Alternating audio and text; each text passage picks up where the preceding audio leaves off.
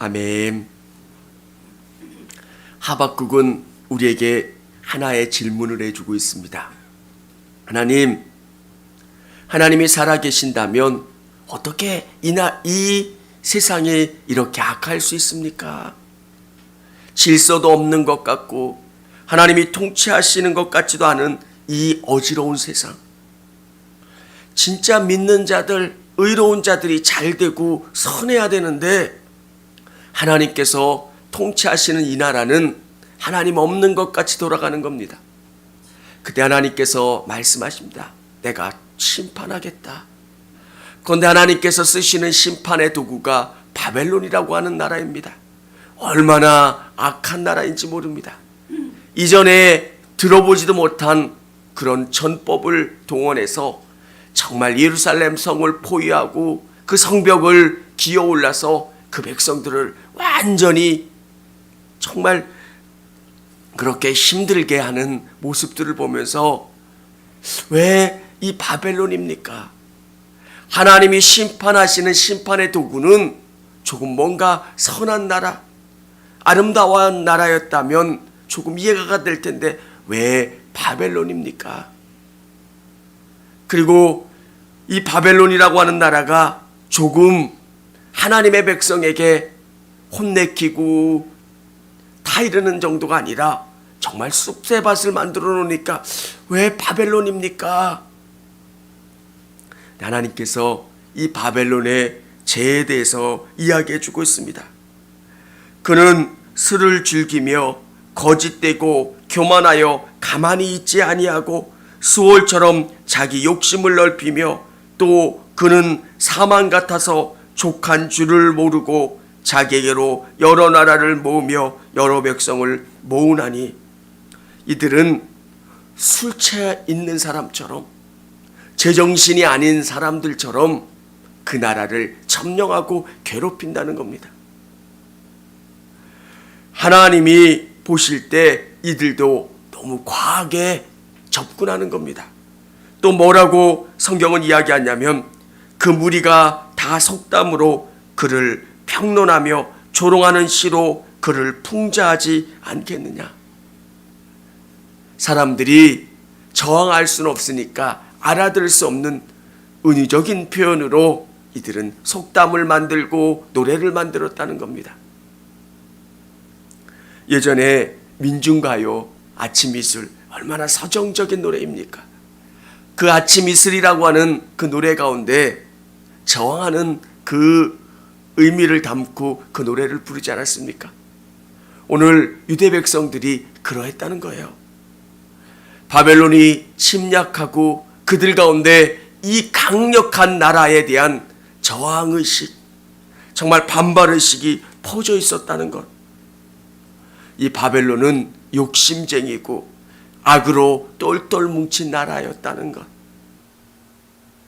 이 나라는 어떻게 자기를 보호하고 있냐면 이들은 높은 곳에 깃들이려 하며 9절에 보면 이들은 자기를 방어하기 위해서 최선을 다해서 높은 곳에 성을 쌓고 그곳에서 독수리 요새 같은 것을 만들어 놓았습니다.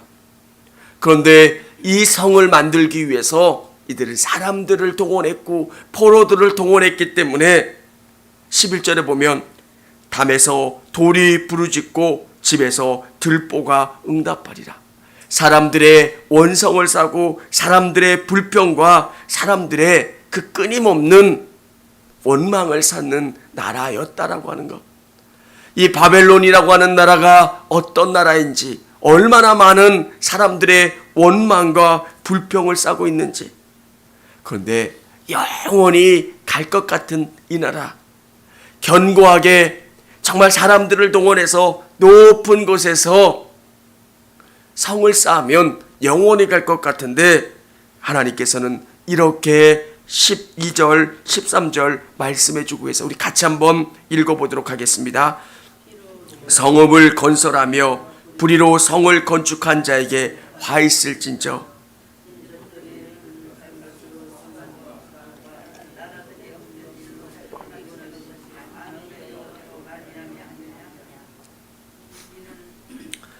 하나님께서 말씀하고 계세요.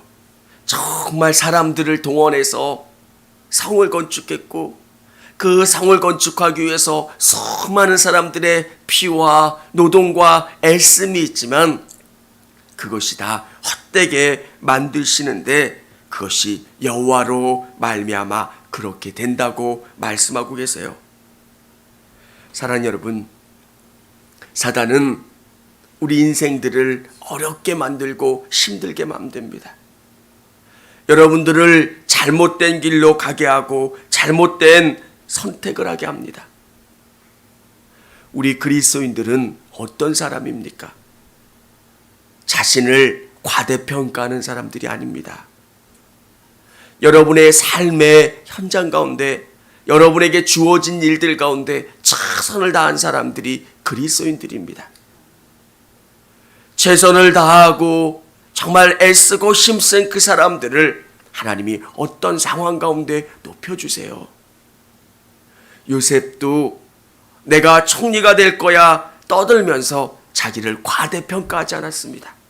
하나님이 그를 무릎 넘는 웅덩이로 종살이로 감옥살이로 인도하실 때 그는 그 상황 가운데 최선을 다했고 하나님이 들려주시는 그 음성 가운데 최선을 다했던 사람이 요셉입니다.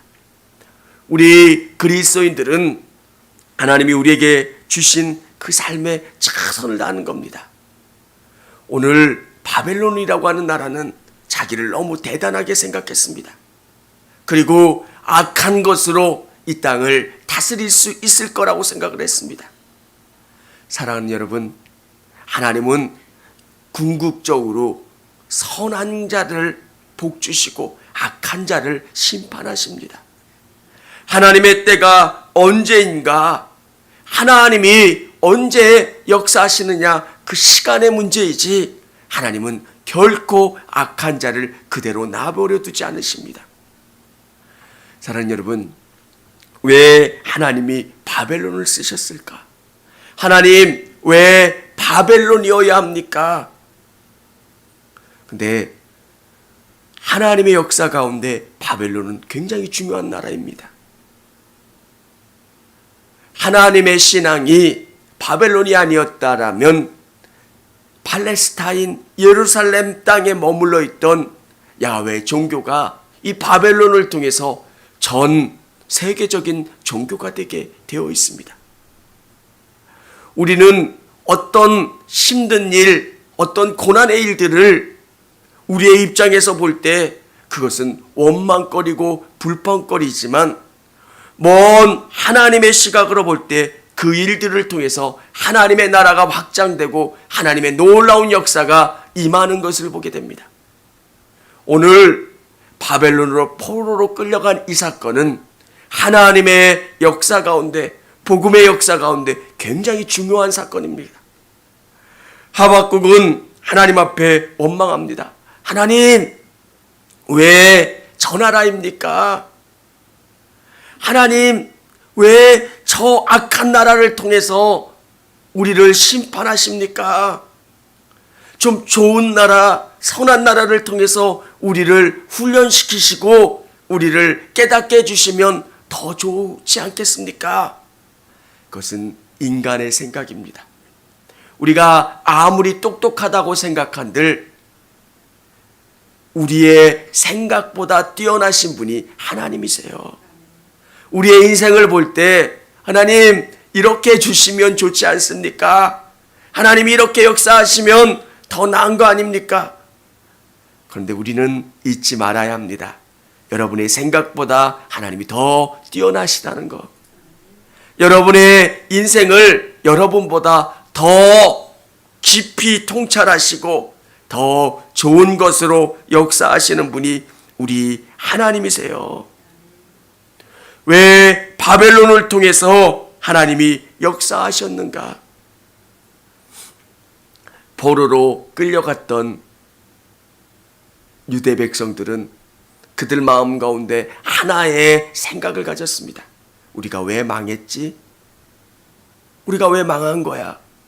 우리는 하나님의 백성이고 하나님이 선택해 주셔서 애굽에서부터 인도해낸 백성인데 왜 우리가 망한 거야? 하나님이 안 계신 거야? 하나님이 계신다면 우리가 왜 망한 거지? 그들은 신앙적인 굉장한 고민을 하게 됩니다. 여러분이 사업에 실패하고 어떤 고난을 경험할 때 여러분의 삶 속에서 물음표가 생기지 않으시겠습니까? 내가 왜 이런 고난을 당하는 거고 왜 이런 어려움을 경험할까? 유대 백성들은 깨닫기 시작했습니다. 우리가 하나님을 저버려서 그렇다. 하나님의 말씀을 온전히 깨닫지 못했고 지키지 못했고 배우지 못해서 그렇다. 하나님의 말씀에 집중해야 되겠다. 그래서 그 바벨론에 갔던 사람들은 하나님의 말씀을 배우기 시작했습니다. 그들은 10명 이상 모이는 그곳 가운데 회당을 짓고 그곳 가운데 하나님의 말씀을 배우기 시작했습니다. 유대 땅에 있을 때는 그렇게 하나님의 말씀을 열심히 읽고 배우지 못했지만 그곳 가운데 갔을 때 하나님의 말씀을 번역해서 이 말씀을 배우고 공부했습니다. 그리고 그 바벨론 땅에 있을 때 이 이방인들에게도 이 하나님의 말씀이 증거되기 시작했고 배우기 시작했고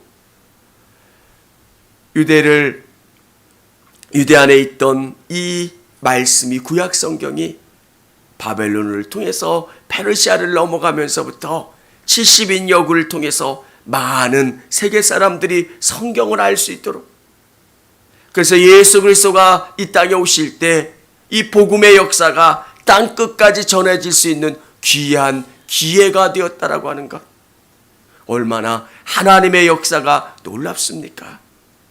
여러분의 인생 가운데 어떤 일들, 정말 너무너무 싫은 인생의 일들이 있다면 왜 하나님 그때 저를 실패케 하셨습니까?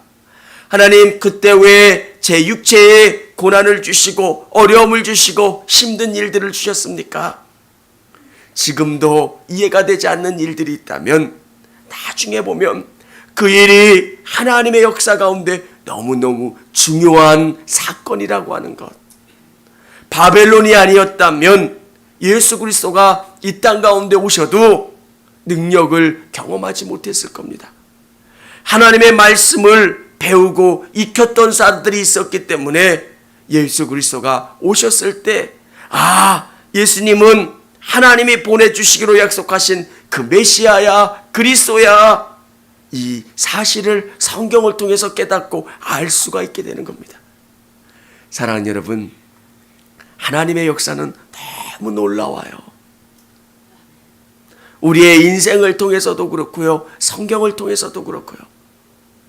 진짜 깡패 같은 놈을 통해서 왜 믿는 그리스도인들을, 믿는 하나님의 백성들을 심판하실까?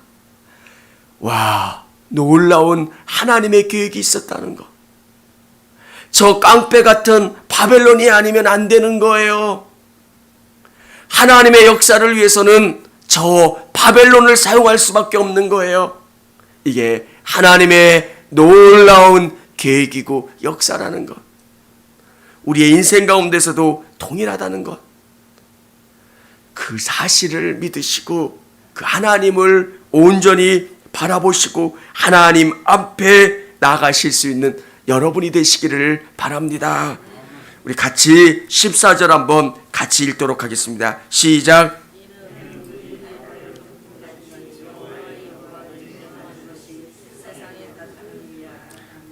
다시 한번 읽어보겠습니다. 시작.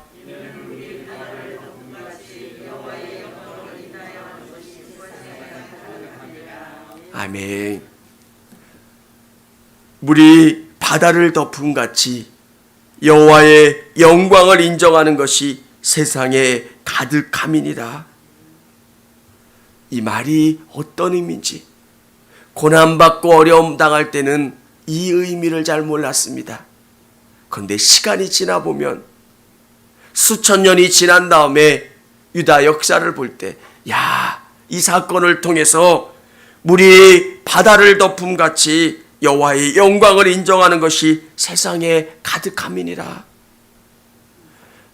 이 사건을 통해서 사랑하는 여러분, 오늘 우리 인생을 하나님의 눈으로, 믿음의 눈으로 바라보시고 정말 이 고난의 때에, 어려움의 때가 있다면 그가 오셔야 되고 예수 그리스도가 내 인생 가운데 오셔야 이 고난의 의미를 바로 알 수 있고, 정말 오직 의인은 믿음으로 말미암아 살리라, 믿음으로 승리하고 승리하실 수 있는 저와 우리 성도님들이 되시기를 바랍니다.